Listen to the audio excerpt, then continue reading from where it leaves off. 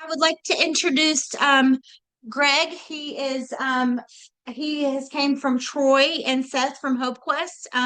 We're super excited to have him speak for us today, and I'm just going to turn it over to Greg. So if you put the presentation up so I can click through it. Yes, sorry about that.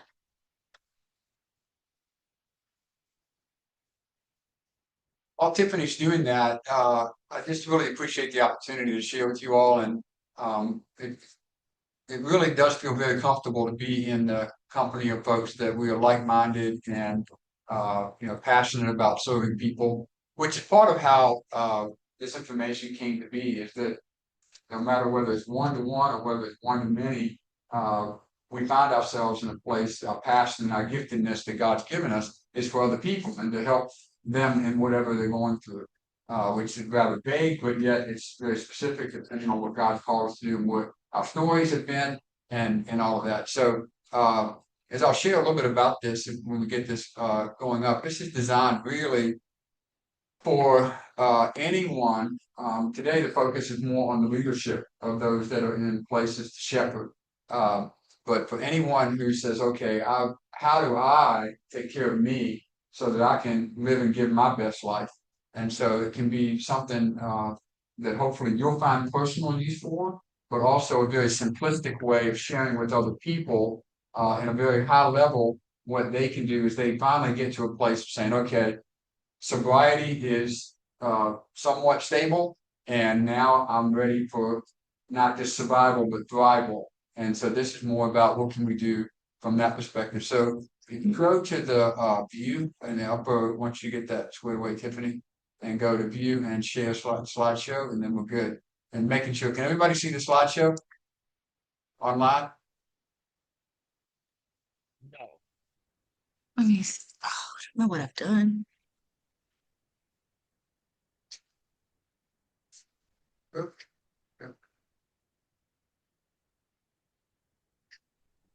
Yeah, we can see it. I can see it. Got it? All right. I can see 5 baptisms. 5 baptisms.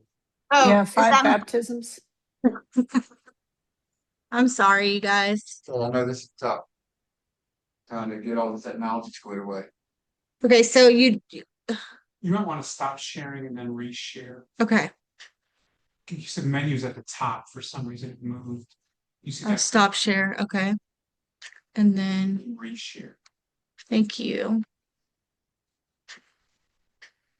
Was that it? Did that work?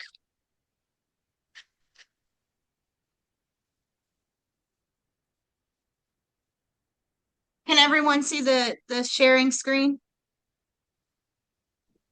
Yes, as follow Jesus, it's kind of starts.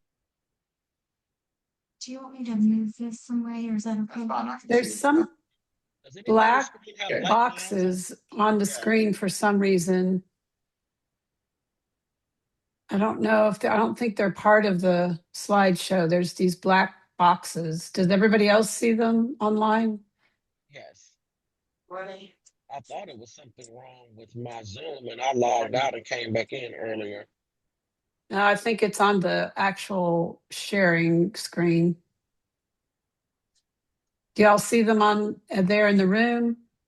Tiffany, I'm guessing you might have There we some. go. That one's smaller. Oh, Great. great. Got it. Yeah. Now there's Everybody see 3. the presentation? So we're great. So if we are following to be the best that we can be in terms of who God created us to be, we understand that He's come to give us life and life abundantly. And so how can we live the abundant life if we're not taking the best care of ourselves? Because if we're not careful, we become a limiting factor on what God could do through us. I love this quote that I ran across: without health, everything is multiplied by zeros. You can have all the money in the world, you can have giant home, you can have possessions, you can be killing it, but if nothing is going well inside of you, both mind, body, and spirit, then everything's multiplied by zeros. So what I want to do today is share a simple tool that over time has just developed over the last 5 years in conversations that I look back with what I've created to share with people in counseling sessions is it's nothing new under the sun, but hopefully it is a way to get people to think comprehensively in a very high level. How can I take care of myself in a better way? So these conversations that I had with people in the counseling office were the same. People would come in and they're stressed about their marriage or they're dealing with anxiety as an individual. And then I would say things like, how much sleep are you getting? Oh my gosh, I can't sleep at night. And, I'm having trouble and I wake up and come back to sleep. And so out of these same kinds of conversations, I realized that it doesn't sound very profound to say to a couple that's in high conflict that if you could find a way with small children and everything else to get a good night's rest for 2 or 3 nights in a row, you might find yourself less irritable and less difficult in terms of the relationship that we have. So out of that came the information I want to share with you today. So this is a plan that is customizable. It's not like you have to do it a certain way, but how does it work for me so that we can pave the way for a life that is healthy, more satisfying, and enjoyable in body, mind, and spirit. So sometimes those of us good people that are caring and sharing, we've been doing that for a long time. And if we're not careful, we come away with some myths. One of the myths is that if I try to take care of myself, that's being selfish. And then we oftentimes overgive, which we know is compassion fatigue. Give and give and give, but don't take care of ourselves. And so to try to recorrect some of those errant thoughts, one of those things we have to constantly remind ourselves, depending on where we are in that journey, is to take care of ourselves is not a selfish decision. When Jesus said, love your neighbor as yourself, the second greatest command, the implication that's often lost is I can't love you well if I'm not loving myself well. I can only love to the extent that I care for myself. And so it's smart. It's being strategic about how do I be able to live and give my best life. I can't give my best life if I'm not living my best life. So it really is making a wise decision to say, how do I better use my time and energy to take care of me? It's also responsible because, again, if we're trying to lead, and we're leading from a place of emptiness or weariness, then we're limiting and we're not able to give in the way that God has given us the opportunity to share with other people. So it's thinking about the long game. You may have heard the quote attributed to several people over time is that if I'd known I was going to live this long, I'd take better care of myself. And so it is really thinking long term so that we don't end up with limiting factors that were something that we may have been able to address along the way. As I mentioned, it's playing the love game too, in terms of when we think about the people around us that we look to, that we care for. I love the phrase that somebody taught me that if you don't take care of yourself, who's going to take care of the people you take care of? And so as I tell my family, we don't know how, we can't control everything, but if I can, as much as I try, sure there's nothing that's self-inflicted that got in the way that now is an issue for me or an issue for you as a caregiver for me in whatever level or wherever in my life. So I really do believe that this simplistic, like I say, the information is nothing new, but the approach and the kind of the framework, I think really is a solution for folks. So it's nothing new under the sun. The ancient Greeks called it phronesis, which is, I love this definition of being able to know how to order your life to achieve the best results. And so it is simply phronesis in action. So it's nothing, like I say, new under the sun, but I do think it is huge for us. So if it were this easy, we'd all do it well. As I say to clients oftentimes, not to make light of what we're going through, but why is it that self-care is so hard? Well, it's because so many things are demanding attention from us or distractions that we have a great idea and then all of a sudden my day went sideways and what happened? And I meant to do that and I wanted to do that and I didn't take that time for the walk or I skipped lunch or whatever. Or I stayed up late because I ended up watching 2 extra episodes because that sounded so good. So all those kinds of things are very real. It is also the human condition to say, I've got so much to do. All of us have more to do than we can do. None of us were built to get it all done in a day. That's God's design. So we say, I'll do that later. I'll do that later. And that's that pushing off of caring for myself because other people might need or want me. And that second part of wanting me is oftentimes what works on our heart. And then we might even get accused of being selfish, which maybe is one of the highest insults for somebody like us in the caring profession. Call me selfish. Why? Because I won't do what you want me to do. It's our human nature that it's just so hard, because I love the picture that water takes the path of least resistance going downhill. That's just the way nature works. And left to our own devices, so do we. If we're not careful, if we don't have some sort of direction, then we take the path of least resistance. And so largely it is the absence of a plan that sets us up for eventual failure. So the scriptures that we can point to in terms of creating a plan will lead us to prosperity, not money, but that richness and fullness, that abundant life that Jesus talked about. So we have to have a plan. Otherwise, it's just hoping for the best, and oftentimes we don't get that. So if you have no plan, just to be, straight up blunt, your life will be out of balance because of the demands I mentioned. There's too many things, too many people that either draw our attention or demand our attention. And then if we're not careful, all of a sudden we find ourselves burnt out, and I'm tired of this, and or I'm now susceptible to whatever my weakness is, my struggle, whatever substance or behavior that may be. So this largely is also come about, if you know the name Dr. Daniel Amen Clinic, they have a facility here in Sandy Springs. He's based out in LA, but he's talked a lot about taking care of the brain. For instance, the brain uses 20% of the oxygen of every breath we take. And so if we can have a brain that's working well, then obviously we're better suited to make the decisions that we want to make that we'll be pleased with. So all of these components that I want to talk about are connected and can influence one or the other. So largely SLEEP stands for sleep, pray, eat, exercise, play, and serve.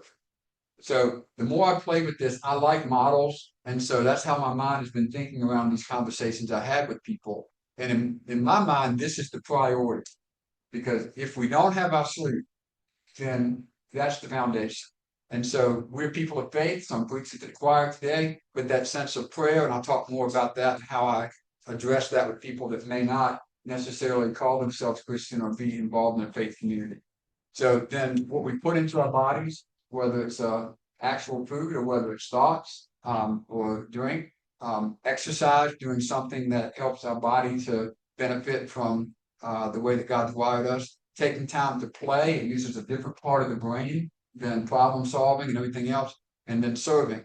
And so if one of these is out of balance, it's got to come from one of the other places. So as I say to you all, because we're all in the service industry, that oftentimes that's where us as good Christian people may need to address the issue, is that we serve too much. And then, but serve is part of a self-care plan, because we get a dopamine hit, and it is part of the call of what it means to live an abundant life, is not to be self-centered, but to focus on other people. So sleep, pray, eat, exercise, play, and serve, I think, in that order. So to me, this is what I hope is a helpful tool for anybody, anywhere. And I really feel like that's God's call for me for the days I've got left. I spent a lot of years on church staff. Thought I was going to be a student ministry pastor forever, and still enjoy working with students. But I think for this stage of life and working with individuals, and I certainly enjoy coming alongside of the family and counseling situation. But this is where I find a great deal of excitement and passion to be able to help people live and give their best life. So SPEEPS is easy to remember because it's an acronym. It's a palindrome. It's spelled backward and forward the same way. And so hopefully if you can just remember that 6-letter combination, then that can give you a way of just doing a self-check in the moment. Like I say, it's easy to use. How am I doing? Didn't eat very well yesterday, so today I want to be a little bit more on task. Or I didn't take time to do anything fun this weekend, so I need to be sure this weekend I have some time to go play and do what I love to do. So it's a way of just checking in with yourself and making course corrections by just being able to say, how am I doing in these areas? Yes. And you said those were like in descending order of importance, right? And serve is last, actually. Yeah, well, that's the gospel according to Greg. I think there's some biblical truth in there somewhere that, the idea of, if I'm going to be an effective servant and I'm not well rested, or I'm hangry, because I haven't eaten well, or I haven't taken time for me, then I'm limiting myself in terms of being able to give. And this is not about professional giving. This is just about the life of being a Christ follower and saying that I'm called to serve. And yet I've got to remember Jesus, he didn't, I mean, there were so many people, he said, the poor are going to be among you. There were many people that weren't healed. And he did what he could do. And for whatever reasons in our own life, we can't save the world. We can't save everybody. We can't serve everybody. And sometimes the enemy can get in the camp and say, you're not doing enough. We think, oh, maybe I'm not. And then we, succumb to that. So, like I say, I think it's the descending order from sleep as the primary component of our being able to live and give our best life. So, like I mentioned, it's a personal plan. This is not like you have to do it exactly this way. You figure out in your own life what's, for instance, when we get to sleep in a moment, how do I wake up well rested? Because my schedule has these demands where I've got whatever's going on. It doesn't have to be, you have to be in bed at a certain hour. So imagine being able to be well rested, having a peaceful, serene outlook through the day. Things don't knock you off course as much. You feel like you're enjoyable and effectively fueled up. You feel like that you're in a good spot. You've got some energy for exercise. You feel like you're refreshed, you're relaxed because you've had time to take care of you, and you're satisfied in the way that you are able to serve other people. To be able to put your head on the pillow at night and go, it's been a good day. I think that evaluation somehow shows up within this model in terms of us feeling like it's been a good day. So let's take a look at each of the modules, and I'll stop along the way and see what questions or thoughts that you have. So in the sleep area, we are, from a statistical model of research and that sort of thing, sleeping even less. And we live in a world that almost glamorizes people who get by on whatever amount. So listen to that way they say it. I get by. It's like, do you want to get by or do you want to thrive? And so if we're not careful, we think I need to be doing more and more and more. When in fact, sometimes less is more by being strategic and pouring our energy and allocating our energy in a good way. So we know from the Christian perspective that it is a theological deal. Sleep is God ordained, and it's self-evident because if you try to go for too long without sleeping, you're going to end up in some sort of facility. You're going to literally have hallucinations because if you don't dream, the body says, I'm going to dream while you're awake. And so all those kinds of things. And we know that the Sabbath rest is a command. And so it is the foundation for physical, mental, and spiritual health. When you think about the big picture, God gives us however many days on this planet. He's counting on us being obedient to spend a third of the time that we have allowing the body to reset and to restore and to renew to be ready for what's next. Our good Jewish friends have figured out that, and they have, and we have not followed suit in some ways. If you have a Jewish friend, whether they're what's the word I'm looking for? Christian? Yeah, thank you.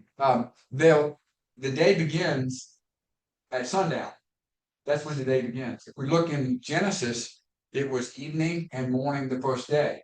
So from the very beginning, the day starts when the sun goes down. What do? They get together, they eat together, they share a meal, they relax a bit, go to bed, and then they wake up and work the rest of the day until the sun goes down. We have flipped it in our Western world and other parts as well. So that idea of having the foundation of being able to say that God has ordained us in such a way so that we can be effective, that we don't have to hurry, we don't have to, that hurry sickness that can cause a lot of issues in ourselves because we feel like there's too much to do and I'll sleep later. When we sleep, there's a lot of changes that go on in the body that allow resetting. So I think the phone is a good metaphor. If you don't charge your phone up fully, then somewhere during the day it's going to die. And you got to scramble to get a charge again. In the same way, if we don't get a full night's rest, whatever that's like, then we didn't give the body a full chance for hormonal reset, all of the circadian rhythms and the brain getting the reset that it needs. And so we wake up the next day already at a deficit. So it allows the brain to process and recover and be ready for the next day and over the long term. So these are just a few of the outcomes if we are sleep deprived. None of this is surprising, but we know that if we're not feeling well, and flu season. No, be sure and get some more rest, because anything we can do to present ourselves in such a way that we are better off for whatever is going on around us that we can't control. Like I say, if we're tired, it usually affects things like I don't feel like fixing dinner. What do? We might eat something that's not the best choice for us, which now, this just drains our energy. We've kind of now got a slippery slope. So it's just the idea that sleep allows the body to reset and to be in a good way of thinking. So according to the CDC, they've determined that 6 hours or less means that you're clinically sleep deprived.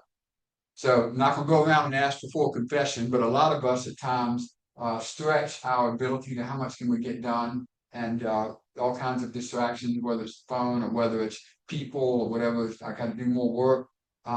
And to be blunt, it's either neglect or abuse. We have the ability in almost every situation to determine how much sleep we can get. And that doesn't mean that that's every single day for the rest of our life, but we can do more than we think we can at times to be sure we're well rested. So people who get less than 6 hours of sleep have less blood flow to the brain. As I mentioned, 20% of the oxygen that we take in is for the brain. Anything that decreases blood flow to the brain is going to make it very difficult for us to say no to the things that could be potentially harmful or not useful for us. So at the end of every one of these steps, I just encourage you to think, what's a step that I can take in this one foundational piece? What's something I can do? You can start anywhere you want. I suggest one good thing is to figure out, we usually know what time we need to get up. So if we do the math and say, in order for me to wake up well rested, what time do I need to be not getting ready for bed, but in bed with the lights out and my eyes closed? It's going to take another 10 to 12 minutes for most of us to actually fall asleep. So if I want to sleep 8 hours and I've got to get up at 7, that means I need to be in bed with the lights out probably at 10:45. Allow myself 10 to 15 minutes to fall asleep, and now I got 8 hours of sleep. So again, these are simple things that can easily get away from us. So I just encourage you to think about a measurable action step you can take. It could be that you say, my step is I'm going to put my phone somewhere where I can't reach it from the bed. Google has done studies that says over 97% of people have a smartphone sleep within an arm's length of it. So that could be a distraction. It may not be for you. So you find out what works for you, but I encourage you to think about a measurable action step that you can take. So the best sleep plan is the one that you will follow. And so I'm just going to stop at this point. Are any questions from our group online or here in the house, that observations, questions, thoughts that you want to ask about?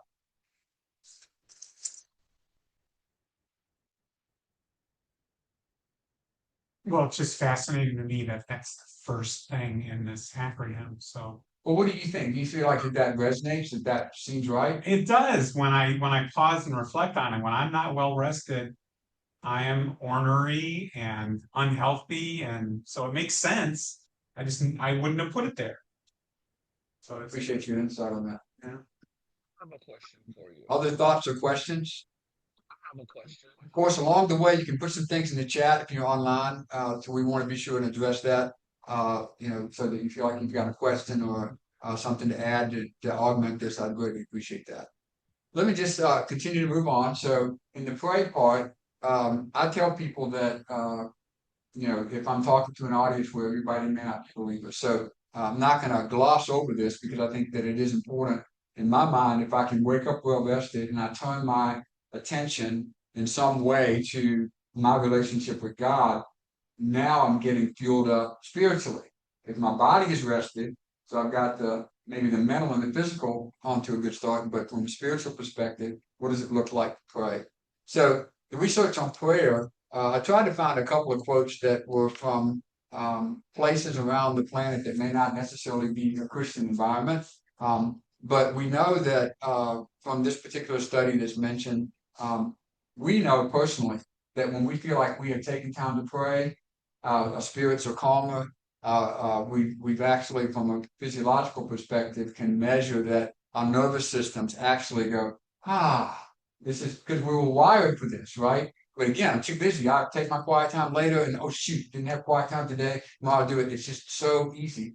And I think, and I'm just going to speak for me. When I was in the role of being a senior pastor for 6 or 8 years, a lot of times the only spiritual work I did was getting ready to teach other people, and I wasn't nurturing myself. So it is so easy for any of us to find that I'm busy being a professional Christian, but what about me and my own walk with the Lord? So to find that there is, again, about brain health, that when I take time to pray, then I actually find that I'm helping my body because we're wired for this. This is the way God has designed us. Yeah, Craig, there's a whole kind of new area in medicine now called neurotheology. I'm glad you brought that up. Yeah, that's all about.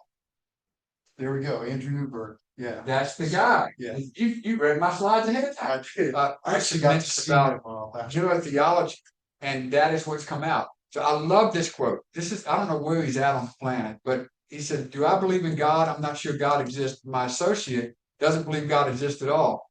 But we can prove to you that believing that God exists is fundamentally good for you as a human being." I'm like, sometimes the brightest and the smartest people in the world can't understand that something is so basic and self-evident. And so, as Bruce mentioned, there's now a new field of study called neurotheology. The idea of what does it mean when we take time to pray and how it affects our neurological systems. It's powerful. But again, when we stop and think, we go, well, that's the way God wired us. He wired us for connection with Him and to make time.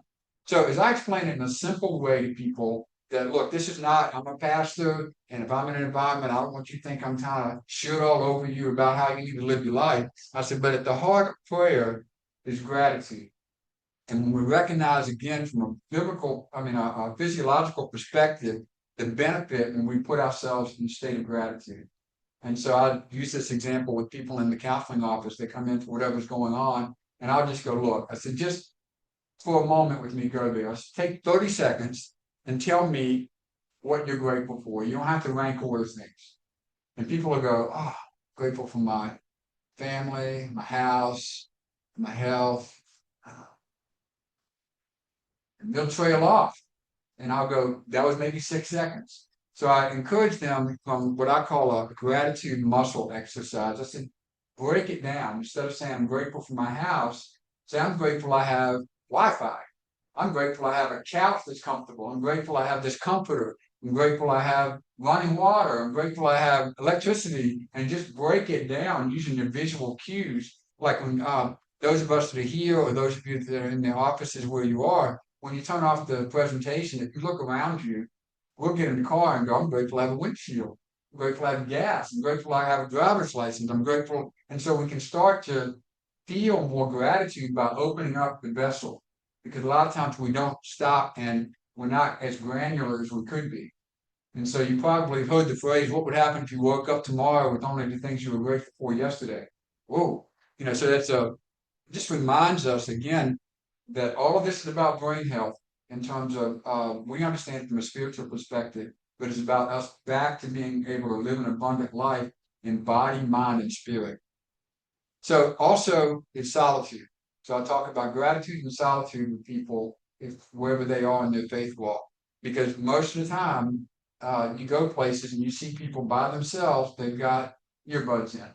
And it's just the way the world works today. And we even have some recent studies that have been done that to take a phone away from somebody, particularly a 20-something, and put them in a room for 15 minutes, they would really rather have a little mild electric shock than nothing. That's just nuts because I'm not used to sitting alone in my own thoughts. It's too boring. They don't know what to do. And so the practice of solitude, like anything else, the more we do it, the more effective we can become at it. But that idea of just taking time where the radio's off, I'm not distracted. I'm just gonna just sit in my thoughts. I'm gonna take and marvel at the bird at the bird feeder. I'm going to marvel at the way the sun is shining against a particular plant. I'm just gonna take time to be quiet.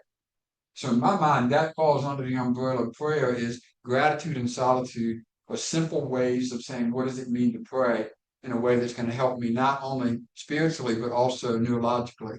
So we know from scripture, this is one that many people quote often. Don't worry about anything, instead of praying about everything, but it's so easy to find ourselves worrying. And if we can remind ourselves, if it's important enough to worry about, it's important enough to pray about. And so that sense of reminding us this is the truth of Scripture, again, it becomes self-evident, even for somebody who's not a believer. If they can learn to develop some sort of gratitude and solitude in terms of reflecting and allowing themselves to remind themselves, let God remind us of who He is and whose we are. So again, a measurable action step. I just encourage people to try to figure out when is the best time of day that is most likely to happen. Because if we say, I'm going to get it done sometime today, and it's 3 o'clock today, and it's in the morning, and it's before I go to bed, the chances are we've reduced the likelihood that it's going to be consistent. But if we find a window of time, like an example I'm thinking of, when I first came to Atlanta, one of the kids in my youth group told me that he noticed his father, before he left the driveway, would reach over and take the Bible off the passenger seat and read a chapter before we started up the car and left. And I thought, what a wonderful legacy to leave to your son. But also, that's what that man figured out, is that before I start my car, I'm going to take a few moments to read Scripture. So if we find what, if you know the name James Clear, in Atomic Habits, he talks about habit stacking. Let me find a way that I can say, here's when it's most likely to happen. Here's how I set it up so I don't go do the next thing until this is done. An example of habit stacking, very simply, is I don't know really anybody that doesn't brush their teeth before they go to bed. It's just something we've learned over time. I'm tired, I want to go to bed, but I need to brush my teeth first. So it's the same kind of concept of I'm going to find a time to have gratitude and solitude before I go fill in the blank, whatever that is. So, and another one for us Christian folks at times can be difficult. We feel like we're not doing it right, we're doing it well enough, don't spend enough time. Back in my youth ministry days, I would tell students I was working with, I was like, one verse is better than no verses. I said, so just don't feel like you've got to put this has to be done this way, I don't have time to do it. Just find a way to release yourself so that you're taking some steps every day in this area. The best prayer plan, as you're going to see this pattern all throughout, is the one that you will follow. So there's so many devotions out there that we can use on our phone, hard copy. There's so many tools out there, and it's just up to us again to create that plan. This is what I'm going to do because it works for me. So stop at this point. Thoughts, questions, observations? I'll just say this real quick. I just left a program right side up teaching a spirituality class, and that whole thing on prayer is exactly what we talked about, and this is just confirmation of that. So thank you. Glad to hear that. Yes.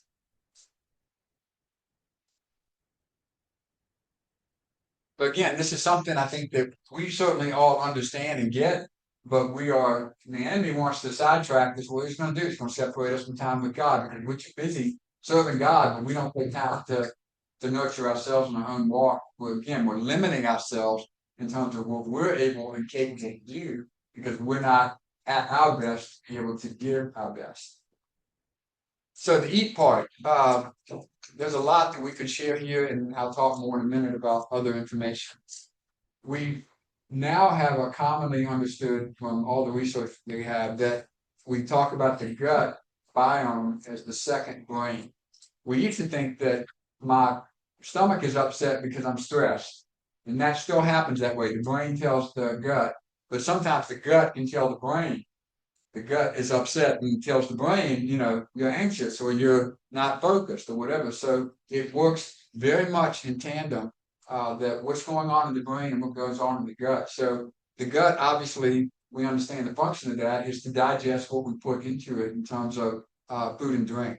The brain is working on digesting what we put into it in terms of thoughts and what we allow ourselves to focus on. Not going to go very deep into this today, but we do know that when we're looking at what we eat, one of the major common denominators in any health plan that you will look at is minimizing added sugar consumption. For instance, if you eat an apple or a banana, it has a lot of natural sugar in it. But if you pick up something that's in a package, it might be fruit, and then there's added sugar. So where did that added sugar come from? It's more than we need. So one of the things that I'll point out about looking at labels in a minute, but in terms of if we pay attention to that one little small sliver of what it means to be careful about what we eat, that can make a huge difference. Again, all for the brain, because we know that sugar is so addictive, and you all are in the recovery ministry, and you deal with people oftentimes that struggle with addictions from opioids and cocaine and porn and other kinds of things. But sugar, we might be just maxing out on that while we're trying to stay sober from other things. So if we can pay attention to what is going in, again, if I have a plan, without a plan, I'm not even thinking about it, and then we may be working against our own best interest. So most of us have a pretty good idea about knowing what we shouldn't eat. You know, it's a general rule of thumb. There are a number of eating plans. I just want to highlight one for you today.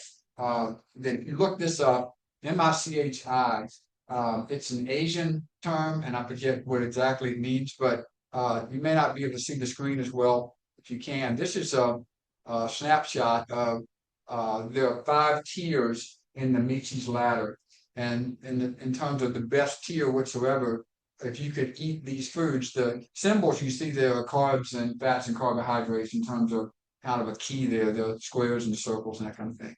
But if you look at this, there's a lot of foods on there. And it's not to say that you can't eat anything else, but these, according to this plan, and you'll find some discrepancy among dietitians and that kind of thing. If you're type 2 diabetic or whatever else, there may be some variations.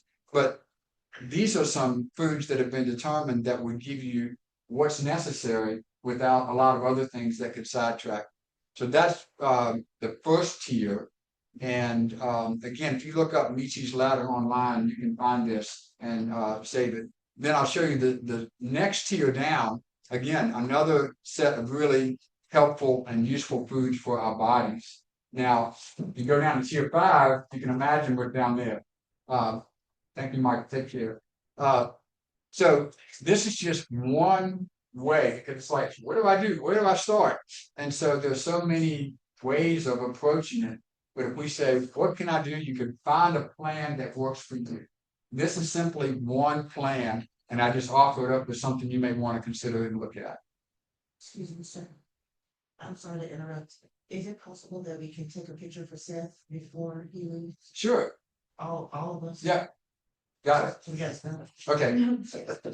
Oh, so with the people on the call too? Now we're gonna take a picture of the screen. Okay. after. Yeah. Oh, got it.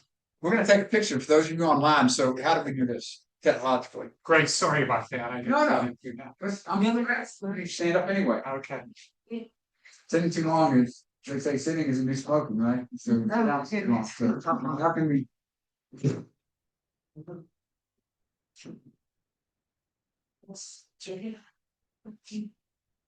You take one and then I'll take it. Huh?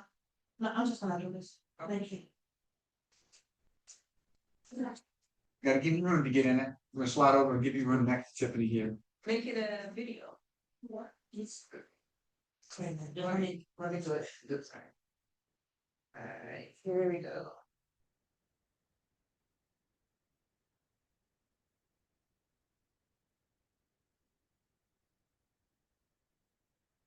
You guys find it now. You go 8, 7, 6.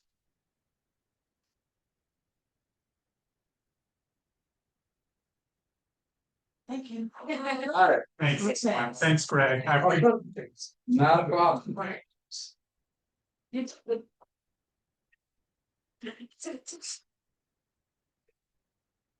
So these are a few steps just to get started. I talked about the sugar. I've got to the point where it's almost like reflex now. If I'm picking something off of the shelf, I'm going to look at the label. And it's just over time, I've gotten that's just almost what I do. So what I'm looking for is how much extra sugar, not that you can't have any, but you don't want to be overly loaded, or maybe how much sodium, how much saturated fat. And then again, we can just be selective. I learned this from somebody who was some resource I was reading that they travel a lot. They said, it's so hard for me to eat properly from travel. And they made a pact, these 2 guys made a pact that when they travel together, that they would start with the healthiest thing on the menu. You know, I don't want to eat that. But they would go to the next one. So they would, instead of just picking whatever they wanted, they would say, this is probably the healthiest thing on this menu. And if it's not something I really want, then work their way down. Almost like Michi's Ladder. Let me work my way down the tier. But I think simple things like a multivitamin, fish oil is great for the brain. We know that water is the most plentiful substance within the body. And so anywhere from a half an ounce to an ounce of water for every pound you weigh, depending on who you listen to give you an idea of really just keeping the system flowing, right? In terms of processing what we put in our body. So those are some simple ideas that you can get started on. And again, it's the one you will follow. It's the best eating plan because there's so many out there. But if it's a plan that you go, I'll try, probably not happening. I love to hear when I'm in the office, somebody go, that makes sense. Because what they're really communicating is, I think that's doable. And so if it's doable, we're highly likely to follow through. And so again, there's so much out there, and you can. One of the techniques I talk to people is trim and trade. Those maybe I won't eat as much of that, or instead of eating this, I'll eat something else in place of it. So it's just get you started. So in the area of exercise, sleep, pray, eat, exercise. It is one of the two cheapest antidepressants along with sleep. And so again, this is about brain health. When I'm getting some sort of exercise, whether I'm climbing the steps, like to get up here to the second floor, that's better than looking for an elevator. So something that simple could find ways to incorporate exercise. So comedian I once heard said, I'll do most anything to be healthy except diet and exercise. And like we can all identify with that because those aren't the easiest things to do. Remember, I said I think left to our own devices, we're like water. We'll take the path of least resistance. I'll just sit here rather than getting up and taking a walk or whatever. So the idea about exercise is that no matter where you are in life, no matter how old you are, that whatever you do can improve from where you are. So again, about brain health, it'll help us sleep. Remember how I talked about this is all connected? Sometimes if we've had a good day where we've been physically active, we're not overdoing it, but man, I had a lot of steps today, or I was working in the garden or whatever. I rest more effectively at night. So all of this, again, I feel like connects together in terms of one helping the other. But ultimately, what we're all looking for is quality of life. And, from a spiritual perspective, we talk about the abundant life. So these are just some of the benefits of exercise. One of the things I tell people who come in and struggling with anxiety and depression is, getting some vitamin D in the sun. Can you have an animal, take them for a walk, take somebody else's animal for a walk, do something that gets you out there because we know that even though exercise is not always easy or fun, we won't talk about that in a minute, it's going to be helpful for my body over the long term. Remember, we're talking about playing the long game here to be able to live and give our best life rather than saying, I wish I could do more, but for whatever reason, I'm not in condition to do that. So Dr. Daniel Amen says, walk like you're late. If you're so busy, just pick up the pace a little bit. Another suggestion he'll make is instead of parking as close to the front door as you can, just park a little further away, just to fit in. I'm too busy to exercise today. Let me find some ways to fit it in so I'm getting some sort of exercise. The definition of exercise largely is that I'm stressing my muscles enough to raise my heart rate. That's what exercise is. So anything. So it could be, don't want to go to the gym, I want to do this, but maybe it's dance. Put on the headset and just dance in the house for a little bit. I mean, that's incredibly helpful. So it could be anything that works. And that's sometimes the thing I say to people is finding what works for you. That I could see myself doing that. I could see myself, doing a Zumba class, or I could see myself jumping rope for 30 seconds before I leave the house. I could see myself, whatever, but think about what it is that you feel like you can and would like to do. Sometimes what I call sneaky exercise is something that I didn't realize I was getting a good workout for, but I liked it. If it was yard work, or if it was, playing basketball with a nephew or niece or a son or a child or something, it's like, boy, I didn't realize I was getting some exercise doing something, almost not even thinking it was exercise. Back to what I talked about earlier with the prayer window. If you can figure out when's it most likely to happen, particularly if we start to get into the summer season when, if I can't stop and exercise in the middle of the day without having to get a shower because it's so hot, then it's probably not the time that's going to work. So you figure out when is this most likely going to be helpful for me? Because then it's most likely to happen more often. There's nothing more satisfying than feeling like I'm glad I did that. Whether it's had a good meal or whatever it is, but particularly if it's exercise, to say I'm glad I took 30 seconds just to turn on a dance tune and dance or whatever it is, or to get out of the chair and do some stretching, to run in place, all kinds of different things we can do that can help us. And again, as a similar kind of encouragement, not to say, well, if I don't do 20 minutes today, then I don't have time. Some minutes are better than no minutes. So these are just ideas to get you started to figure out what works best for you in terms of finding a way that most days you would say, this is what I do. Most days I get a good night's rest. Most days I take quiet time. Most days I pay attention to what I can do. So again, the best exercise plan is the one that you'll follow. Thoughts, questions? I like the walk like you're late. I never thought about it like that, so I'm probably gonna implement that walk like you're late. I'm walking fast, I'm late and I gotta get there, so.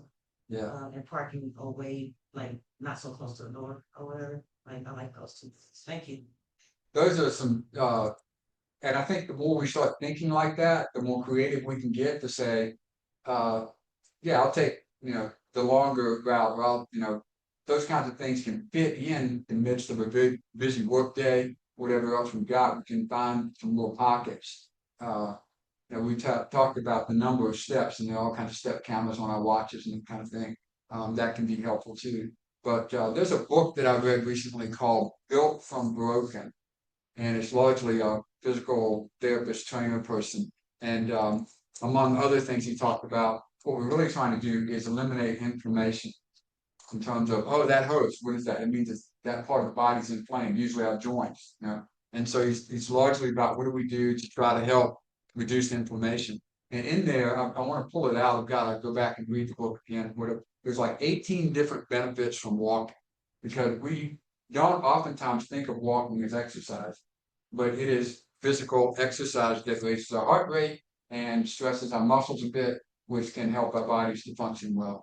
So again, sometimes just to unlock our thoughts a bit and say, maybe I didn't think about that. There's a way I can fit in a short little something or other, that whether it's a time of quiet solitude or whether it's time to do some exercise. So in the play area, when I was putting this together, like I say, my mind thinks in modules. I'm like, it used to be a palindrome. How do I get it? But then I got to thinking too, I was like, it is legitimate play.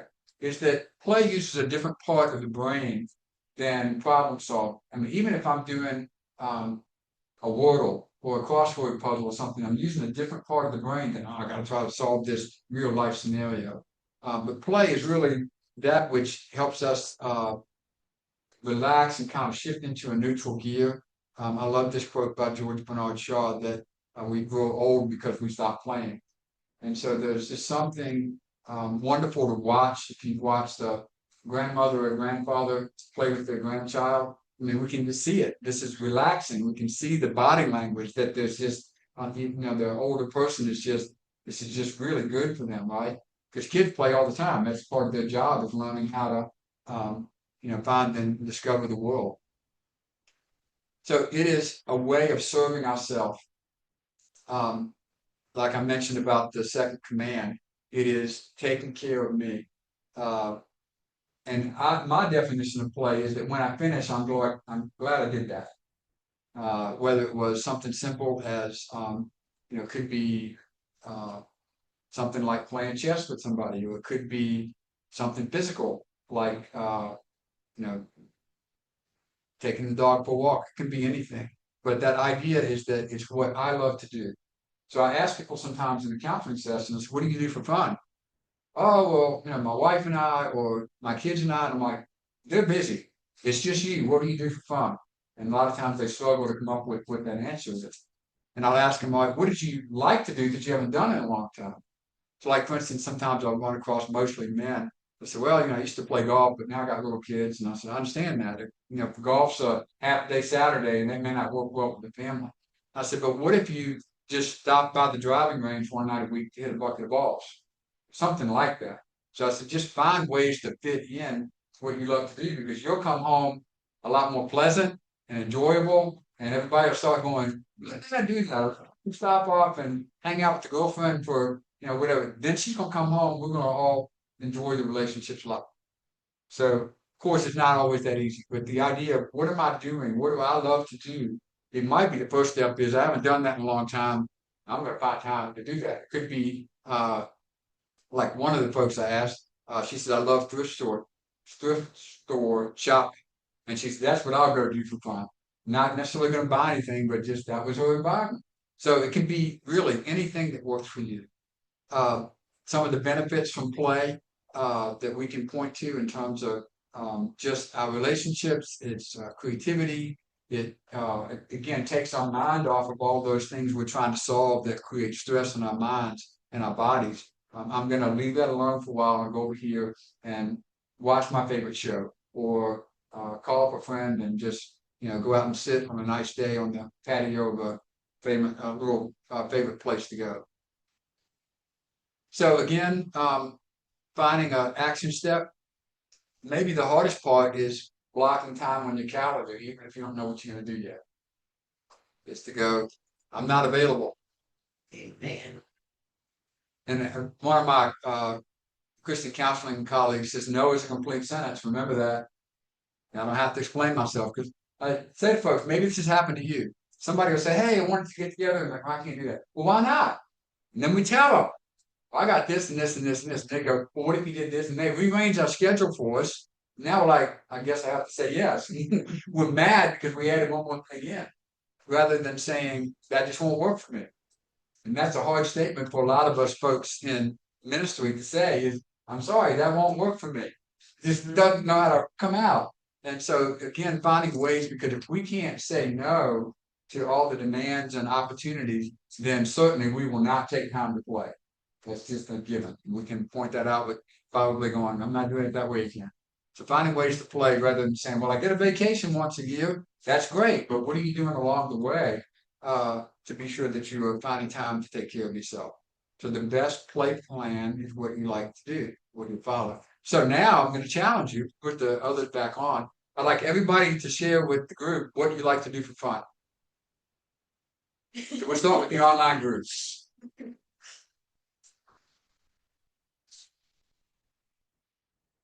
I can see some names. So Miranda, tell us what you like to do for fun.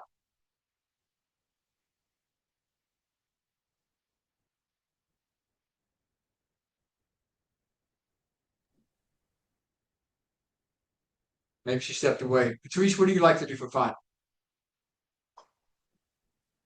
I enjoy watching movies. I like playing board games. So my family and I, if we are having a cookout, get together or something, we'll pull out some board games. So anything that makes me laugh, I'm all for it. So when was the last time you did it? This past weekend, actually. So yeah, Saturday. Norma, how about you?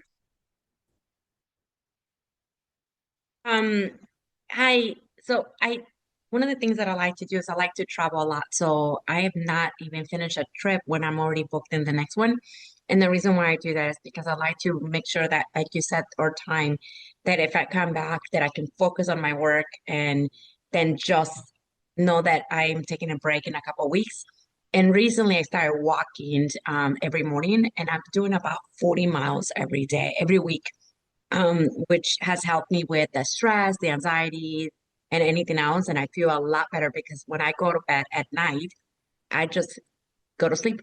And even if I sleep 5, 6 hours, it's that sleep that helps me kind of recover and be a lot more focused during the day. But I even bought a Fitbit that my heart rate, my sleep track, and all that stuff. So really getting so now I really need to focus on my diet because when you travel, you eat all kinds of junk food. But you just gave me a good advice in terms of going from the healthiest to the not so healthy menu items. Okay, thank you. I'm sorry, you Uh, guys. I could not find the thing to unmute myself. I'm like, I can't believe it. But I now that I've gotten older, I like to travel a lot. Me and my husband just got back from a Cocaine Anonymous World Convention in Orlando, and we stayed there for like a week, and it was fabulous. And I say that about getting older because I have kids and I have grandkids, and I love spending time with my grandkids, but I don't like for them to call me grandmama. I want them to call me Nana. And what Nana does is it sets me free from the fact that if I got grandchildren, I've gotten older.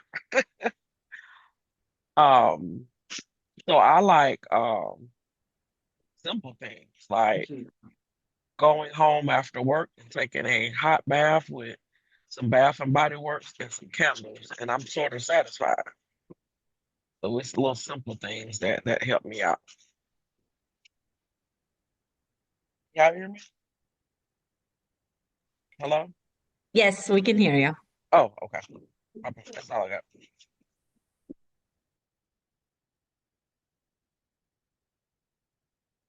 Who else? Patrice? I think she went first. Yeah, sure. I think it's Jeff. So,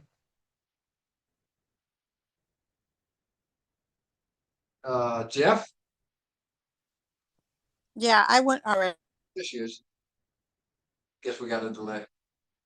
Patrice went first. Yes, I did. I already shared. Can you hear me? Yes. Oh, okay. I think Jeff is the only one left on there, and he probably stepped away. Yeah. Okay. That's all I'm on. So I'll go. I like to listen to live jazz music. So like I'll just go by myself sometimes I'll look up where is it, and especially like outdoors, like you just go take a lawn chair, sit down and just people watch, but really enjoy the live jazz music. I like doing that. I have not done it in about maybe 2 to 3 months, but that's something that I like. Deal. And how about you? I just realized that I'm really into gardening, like almost to like I think it's an addiction now. Like I will go out of my way to like get cuttings from people's yards and stuff. Before I came here this morning, I stopped at my garden and like picked some weeds. Like it's turning into a problem. I really enjoy gardening. And then outside of that, just like walking, running, moving in general. Somebody shared the 40 miles per week. I'm beating that by a long shot. No offense. Good. What about you, Bruce?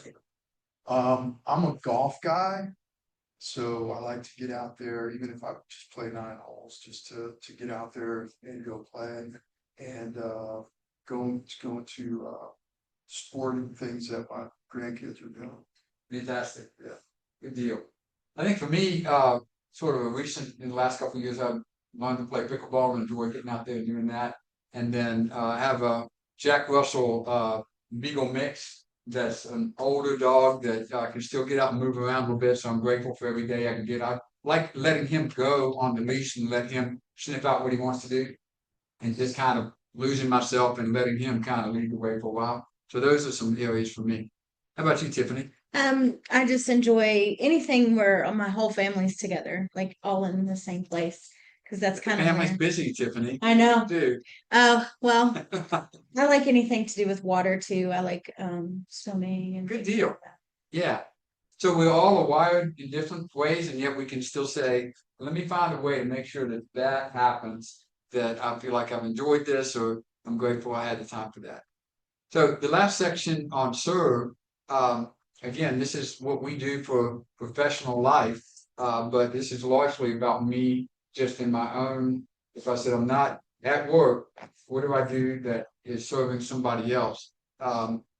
We all know that it takes the focus off of ourselves, and we get the dopamine benefit from serving somebody else. And so that's why I think it really does fit into this module a bit. And I do think out of the priority that we have to be careful not to let that one get too much time and emphasis, because it's going to come out of one of the other key foundational areas.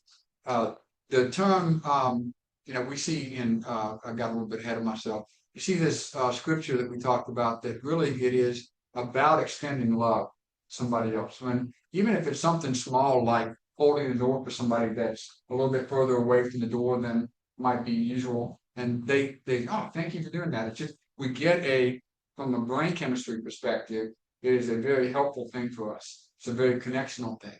And so that idea of being able to serve in some small acts of love, that's really what service is. It's loving somebody in a way that's going to help and benefit them. And I keep bringing the scripture in because I want to remind us that if we're not loving ourselves well, then we're limited in how well we can serve other people. So I'm not really a runner. I ran in high school and got bored with all that and never was all that great. But they talk about a runner's high. I never found that. I don't know what people talk about. We talk about a runner's high, but a lot of people talk about, oh, it just feels so great. But we talk about a helper's high, which is a similar kind of thing that when we get into a place, we feel like we're in the zone. It just feels right when we're in an area where we're helping someone else, we're serving someone else, and we see the benefit, and oftentimes they are gracious enough to acknowledge that benefit back to us.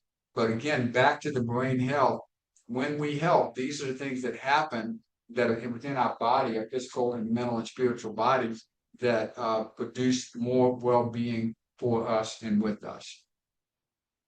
And so overall, you see that this is like I say, nothing that I told you today was necessarily an area you haven't thought of before.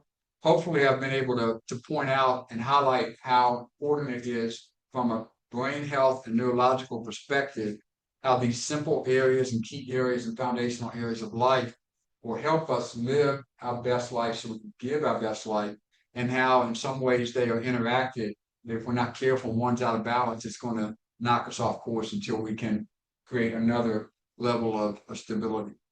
So in the business that you all are in, the business I'm in, compassion, fatigue, and burnout are very real. You may be leading something by yourself. Are you all connected with a staff of sorts, either part of a team or you're leading a team? And I imagine some of the people, most of the people online as well. The people that we show up and work with, we're busy for a common goal, passionate about what we do. And at times it's just so easy for any one of us because for a moment we take our eyes off the goal and all of a sudden I'm just exhausted because I've depleted, I've given too much. And so your team helps others recover. Who is helping them? So my hope is today, for those of us that are on the call, there's some benefit that you can go, okay, I feel a little bit better equipped to be not go radically change my life, but just to be more intentional about some of these key areas that are a part of the way that we live.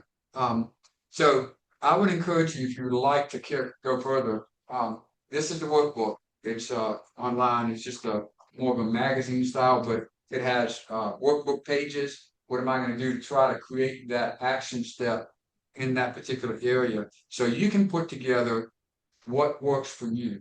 Because Anne's self-care plan is going to be different than Tiffany's, going to be different than Bruce's. And so the idea of being able to take the information with a team setting, perhaps because the people that you're serving with and you are your ministry's most valuable asset. And so you can do a deep dive, I can customize it to whatever amount of time that you have available to do that. Some of you may know Nadine Sorayas at Hope Dealers up in Canton. And so I did a training for her team of 15 people and kind of did a 6 hours over 2 days. It doesn't have to be that long, but it could be if you wanted to. But the plan is to give everybody tools and intention and focus to be able to say, this is what I need to do right now for me to make any adjustments so that I can feel like I'm taking care of me. I'm saying, yeah, I've got a little bit more energy, but if I give it away, then I'm stealing from myself. So I come home, I'm good, tired, I've had a good day, I've got some energy to take care of me or to do something with other people in my family that matters, and I go to bed at a reasonable hour, wake up well rested most days. So I just encourage you to think about the idea of reaching out. We can talk about the uniqueness of what you're involved with. If this is of interest to you to meet with different people, we could do it, with several groups come together one place if we wanted to do that. So those are different ways. So for those here in the room, if you take one of those booths and pass it along, this is I've got a card that will point people to speech365.com. It is the landing page that will lead you into some online module stuff. Shows you that a short 9-minute video that is in some ways a very short version of what we've already done here, but that's a starting point. So you can point people to speech365.com, and it'll lead you into deeper steps if you want, and then even an online module. If you're interested in a PDF copy of the workbook, you get that on Amazon and download it, and then it has downloadable sheets so that you can actually type in your action pages and do that. So those are some different steps that you could take from here if you are interested in carrying this further for you personally or for your team. This is a part of what I've done with my counseling practice and just reaching out to people. If you would like to get a text in the morning, it's maybe a scripture. It might be something like, gratitude is the mother of joys, or a quote I found from somewhere. So it's just a simple opt-in. So you're texting that phone number, and it will ask you to opt in. You want to do it, and then at any point you can always hit stop. But some little small way of encouraging people, largely around taking better care of ourselves and dealing to help us have the healthiest and best relationships we can have as well. So that's just another option if you're interested in staying in touch that way. So thoughts or questions, observations?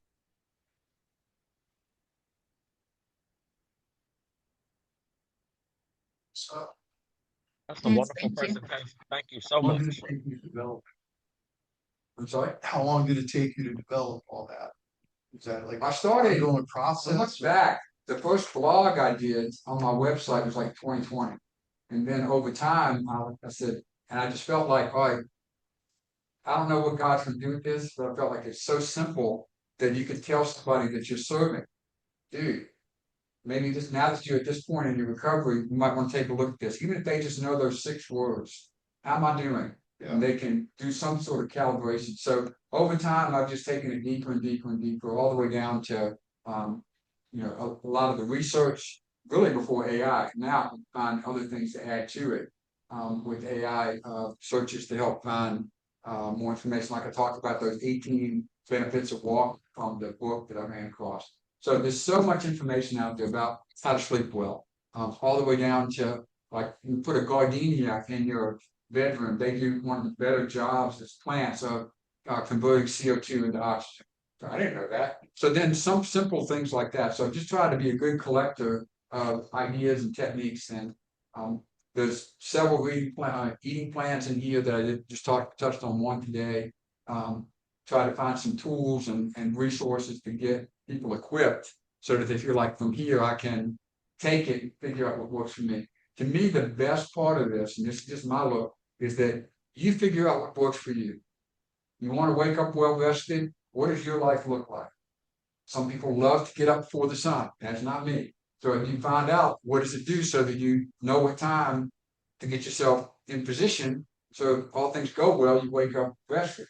So that's the kind of thing to try to get people to be more intentional about what I can do.